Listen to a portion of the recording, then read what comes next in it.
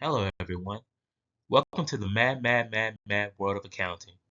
I'm your host, Marcus Thomas. Today, we will be discussing the balance sheet. Before we get started, please like the video to help with the algorithm. Okay, here we go. The balance sheet shows the financial condition of the enterprise at the end of a period. The balance sheet adheres to the fundamental accounting equation, which is assets equals liabilities plus stockholders' equity. The balance sheet is divided into three main sections: assets, liabilities, and stockholders' equity. There are three main purposes for a balance sheet. First, it's used to assess financial health. The balance sheet helps stakeholders understand a company's ability to meet its short-term and long-term financial obligations. Second, it helps with decision making. Business owners use it to make informed decisions about expansion, investments, and managing debt, while lenders and investors use it to evaluate risk before providing capital. Third, it helps in tracking performance. Comparing balance sheets from different periods helps identify financial trends and growth over time. There are two key limitations to a balance sheet. First, a balance sheet only reflects a company's financial position at a specific moment in time and does not show performance over a period. Second, assets are often recorded at their historical cost, book value, rather than their current market value, which may not reflect their true worth. Below is an example of a balance sheet. The format of a balance sheet is not as complex as one might think.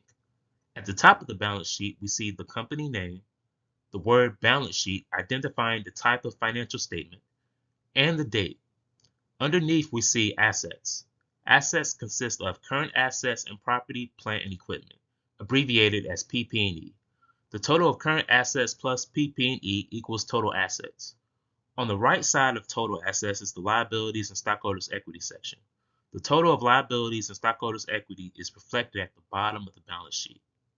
The balance sheet is correct if the total amount of assets equals the total amount of liabilities and stockholders' equity.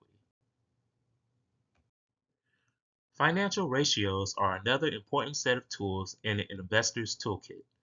Financial ratios can help put the numbers on a balance sheet into context, make it easier to compare the financial health of different companies, and see how a company's health has changed over time. We will briefly go over some financial ratios that investors can calculate with help from the balance sheet. The current ratio measures a company's liquidity or ability to meet its near-term obligations. The equation for current ratio is current assets divided by current liabilities. A ratio above 1 generally indicates good liquidity, meaning assets cover liabilities, though an ideal ratio varies by industry. Debt ratio measures a company's overall level of long-term financial risk. The equation for debt ratio is total liabilities divided by total assets. A ratio below 1 means assets are mostly funded by equity, while a ratio above 1 means more debt than assets, suggesting higher risk, though ideal ratios vary by industry. The financial leverage ratio is another way of measuring a company's overall financial risk and to what extent it has financed its assets through debt. This ratio helps investors and creditors assess a company's solvency and stability by showing how much borrowed money supports its operations. The equation for financial leverage is total assets divided by total equity. It's important to contextualize the information you find on a balance sheet. It is simply a snapshot of the company's financial position at one point in time. To fully understand the company's financial health, you should also look at the company's income statement and statement of cash flows. We will go over the income statement and statement of cash flows in future videos. Looking at a company's past financial statements and comparing them against the statements of competitors or peers in the same industry can help provide further context. Well, that is our video about the balance sheet. If you enjoyed the video, please like, comment, and subscribe.